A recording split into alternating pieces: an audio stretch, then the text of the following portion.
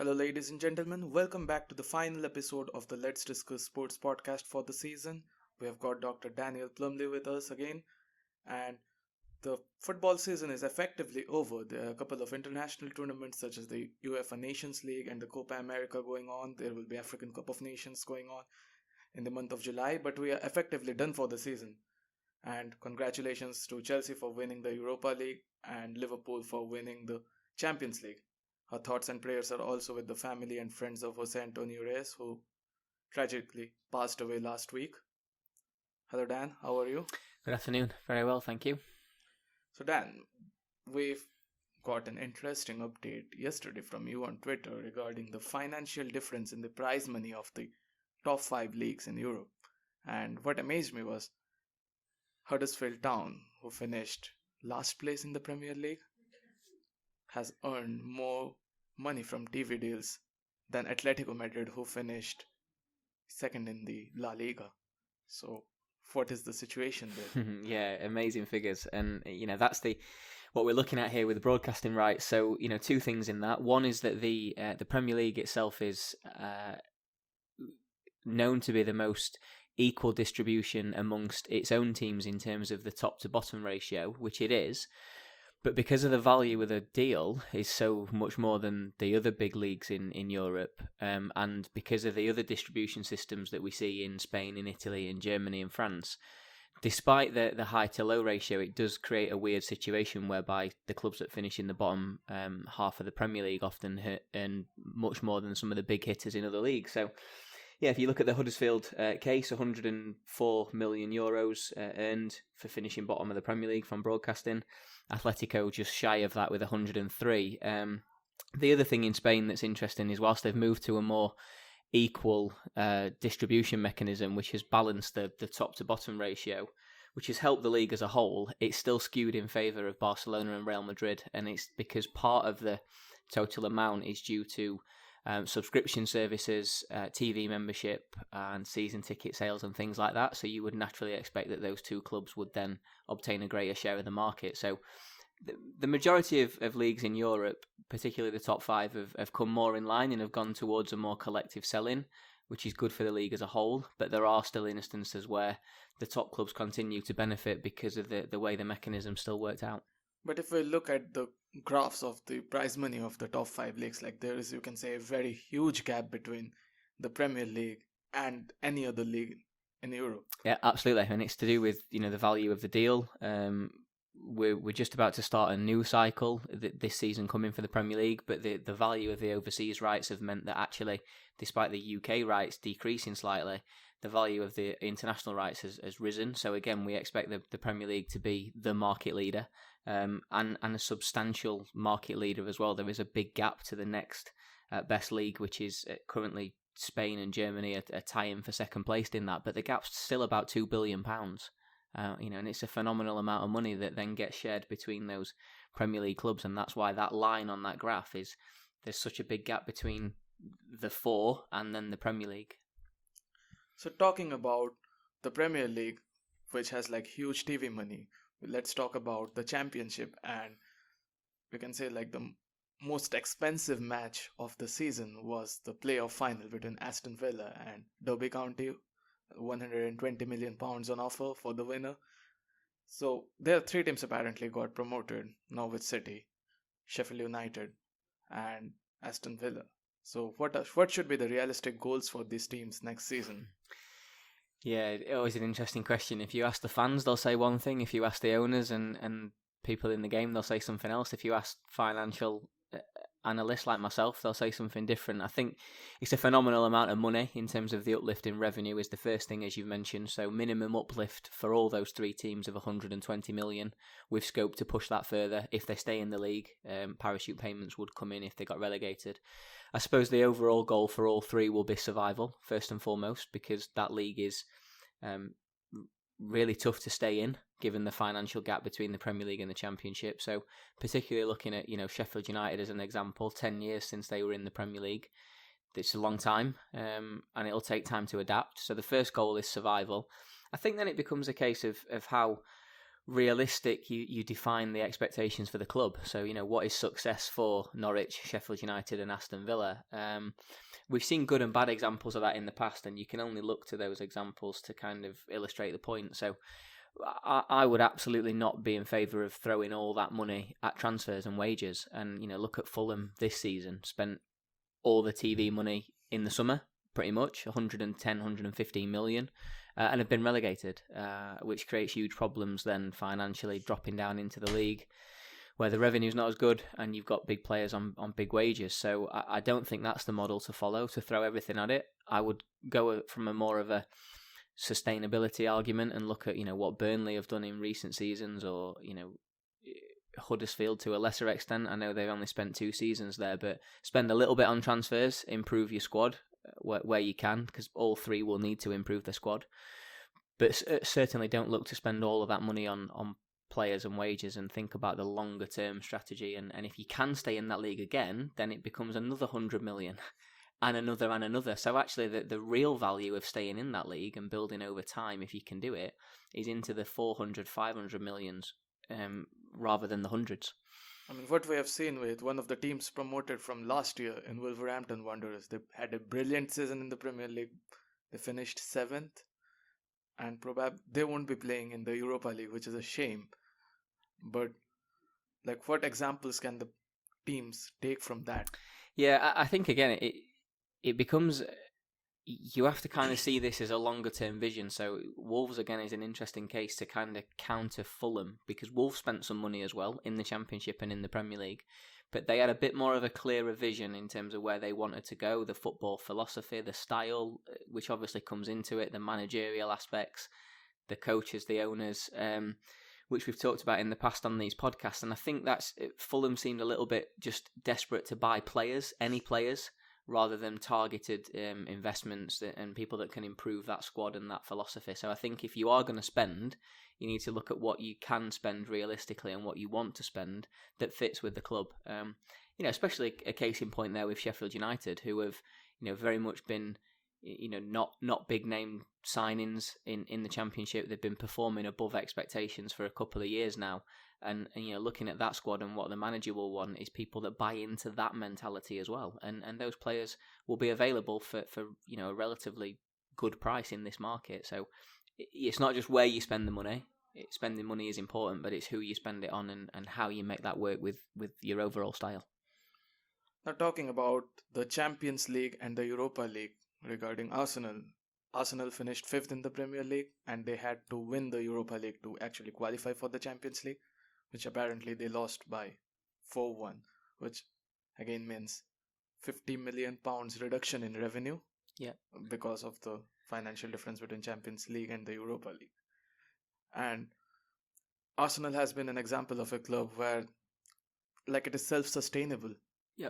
They just spend the same amount as they buy, but the fans are raging over they need new transfers. So how will not having the prize money affect Arsenal? Yeah, it becomes a case of balancing those twin objectives in pro sport that we talk about. So the balance between sporting and financial performance. And you're quite right, Arsenal have been financially very stable, financially very viable, particularly since the move to the Emirates over the last few seasons, and that was obviously a long-term investment strategy. The Champions League is a big blow, missing out on that, and it's when you continually keep missing these competitions. One year is okay to miss for clubs like that, but if you start doing it like they've now been, I think this is the 2nd season at least, maybe the 3rd. The 2nd consecutive season. So it's when you start to get into those metrics that it really starts to become an issue, and you're quite right, it's minimum 50 million as well, I think is the case in point. That's from what we know about how UEFA distribute the market pool, and the value of participation in the group stages is minimum 50 million. And then you can start to scale up and say, well, there's performance bonuses for winning group matches if you qualify for the knockouts. Look at the figures that are being shown around the amount that Liverpool have received for winning this season's. It's around 110 million euros for winning that competition. If you start to get deep into that knockout stages of that, it then becomes a 60, 70 million, 80 million pound gap in revenue rather than just the 50, which is for qualification. So apart from Arsenal, the other team that has failed to qualify for Champions League is Manchester United, and I guess they have failed to do the same for like two times in the last 3 or 4 seasons. And the fans are obviously not happy there as well. They're calling for the heads of the players, and they have had the managerial casualty in Jose Mourinho, Luis van Gaal before that, and apparently the club says that there will be a new director of football. So do you think like the director of football is actually one of the ways forward in the current market? Yeah, I certainly see the advantages of it. I mean, and all the research that I've seen and the people that I've worked with that have been involved in this, I think that there are more advantages in the current market than disadvantages. It's not for everybody. It's not for every football club. But I think if you look at Manchester United and what they've been able to do on a commercial level, Ed Woodward has been brilliant from a commercial point of view, very business focused, knows how to do a deal, knows how to negotiate. But in the business market and the commercial standing of that club, despite poor on-pitch performances or poorer than they've been used to, the commercial profile has still gone up, and they've managed to do some really good deals. So I think it then becomes a case of what some of the fans' arguments are is that, and some of the kind of critics of this is that Ed Woodward has not quite got that football knowledge, and hence a sporting director of football working within that structure would be of a benefit to Manchester United. I think the other thing with United as well at the minute is, we've talked about in the past and now more so than ever with the appointment of Solskjaer, they seem in that transition period again, and they look to be investing in younger players, hungrier players if you like, and perhaps not going for the superstars as they've done in the past. And who knows what might happen with Pogba, Sanchez. Lukaku looks like he's on his way as well, and some Manchester United fans will actually say, okay, get rid of them at this stage and let's go again. The problem with that in a short-term sense is that fans want success, and are Manchester United realistic they're going to close that gap to City and Liverpool next season? Probably not. But can you buy into this longer-term vision for 3 to 5 years? And Manchester United will still be a global brand, will still be near the top of the Deloitte Football Money League rich list because of the global standing of the club. So, it's balancing that short versus long-term expectations is really important, but I certainly think there's some merit in the director of football role. One of the teams that really focus on short-term success over long-term gains is Chelsea, and Chelsea are set for like 2-window transfer ban because of money laundering, I will say, with youth players, and they're apparently set to lose Eden Hazard to Real Madrid. The deal is almost as good as done. We're hearing that it is around £100 million. So, how will the transfer ban actually affect Chelsea Football Club as a whole in terms of their objectives when they have actually got around 505 million in prize money this season? Yeah, I think Chelsea are an interesting one in this, aren't they? So, despite all the kind of struggles with Sarri and with not knowing where Hazard might be, it looks like he's off now. I think is probably most people would agree that that's going to be the case. I think they have in some ways had a successful season in some ways because Champions League qualification, Europa League winners would is not a bad return. League Cup finalists as well, of course. The issue for Chelsea moving forward is, as you say, the transfer ban is a big problem, and I think what recently has come out around the noises that we're hearing is that they might not appeal, because if they appeal and it gets turned down, then it could be a 3-window ban. So they might take the punishment as it stands now and take the 2.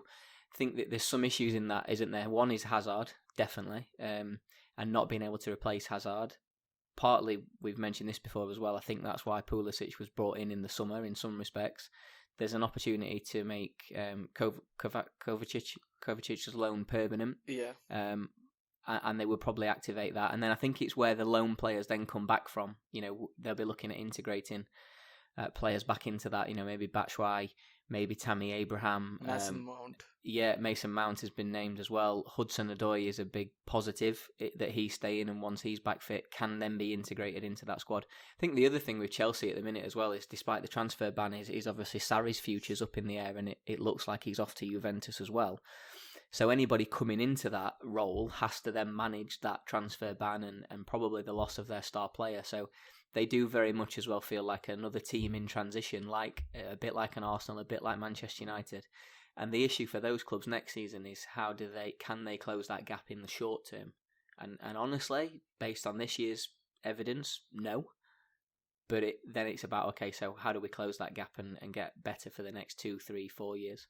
I think personally, Chelsea have been in transition for quite some time now, ever since I can say 2012 or 2013 when the big players left. Yeah. But they have still managed to win the league title 2 times. Yeah. They have managed to win Europa League two times. They have managed to win a few League Cups and the FA Cup. Yeah, I think, and that's why I think I mentioned the point of actually some would argue that that's been a successful season for Chelsea, given the fact that City and Liverpool were so far ahead of the rest in the league. Actually finishing in the Champions League, automatic qualification places, and a trophy and a major final as well is actually a good season for Chelsea amidst all the negative stuff that's been around Sarri and his style of play. Now, talking about Manchester City and Liverpool, it was a brilliant title race last day of the season, but what does it show about the competitive balance in English football and compared to all of the top 5 leagues? Because the gap between Liverpool and the next team, which is Chelsea, is I guess 26 points, which is one of the biggest between second and third. Yeah, absolutely. So again, I tweeted about this as well the other day. I think if you look at what's been heralded as one of the greatest title races of all time, and it's been brilliant to see those two clubs go neck and neck all the way to the final day of the season. If you look at the overall competitive balance of the league compared to last season for the Premier League, it's worse. And if you look at the big 5 leagues as a whole, the Premier League this year has been the worst or the least competitively balanced than the rest. So it's almost the broadcasting figures in reverse. They've got the most broadcasting money of the 5, yet this year the league as a whole was the least competitively balanced out of the big 5 based on all the teams and the point share. So it's been skewed, to give some kind of explanation around that, it's been skewed by, as you say, City and Liverpool dominating the league and being so far ahead of the next team in third. In terms of the point share, it's also due to a low point share for Huddersfield as well, who were so far away from 19th, 18th position in terms of points. So that skews it slightly, but I think there's a clear argument here and clear evidence, certainly from some of the research that we've done around this topic, that from an economics competitive balance point of view, the Premier League over time has got worse. And what's happening now is that the big 6, as we call them within the Premier League, are clearly, by far and away, way ahead of their rivals in the next place in 7th, and that gap between the 6 and the rest is growing, and as last season the gap between the top 2 and the next 4 is substantial. So I think for those clubs, and we've not talked about Spurs, but I think for those clubs it's about how do we now make that gap smaller. I honestly feel, and it's not a great thing to say about the league, but I do honestly think that based on the stats and the evidence that it's almost impossible for teams from 7 to 20 to catch the 6. It just becomes a case of those 6 will be the 6 again next season, I would say. I mean, it is going to become a big 7, I guess, soon, because Newcastle is apparently going to be. Yeah, certainly the Newcastle fans will think so. It's another interesting one. If there's no doubt that if the rumours are true and it is the people that want to take over that football club are the people that the media are saying they are, then the money will be there because they're related to the Abu Dhabi Royal Group. We know they've got the money. It's whether or not the deal is 100% true and whether or not the deal will get over the line. And again, it will take a couple of years for that investment to then flow into the squad. But yeah, potentially it's a huge ownership change for Newcastle United if it's all it's cracked up to be. So final question before we close off the season. What are the things you are looking forward to next season? I think, despite the discussion we've just had around the competitive balance, I think there's, it's always an interesting season in the Premier League. I think the football that's been on show from Manchester City and Liverpool has been phenomenal, probably above levels I've ever seen before. I think we're looking at some of the best teams that have ever played the game in some respects, and so I think there will be excitement in the Premier League next year. It will be interesting to see what the newcomers do. There's 3 very different teams and 3 very different styles there on show, so they might upset a few of the favourites. But I do think we'll be looking at a position whereby the top 6 will be the top 6, and it's whether the Chelsea, Manchester United, Arsenal, and Spurs can bridge that gap in the Premier League. And I think wider in Europe, I think we've not talked about this, but again, look at the teams that have won the league: Barcelona again, Juventus again, Bayern Munich again. So the challenge for European football now and for UEFA as well from a regulatory point of view is how do they start? Can we do anything to bring? Can we bridge that gap a little bit? And it's not an easy question to solve, but there'll certainly be some great matches and some great competitions. It's just who ends up winning those competitions again next season. Thanks for your time, Dan. It was nice talking to you. Thanks, Sarthak.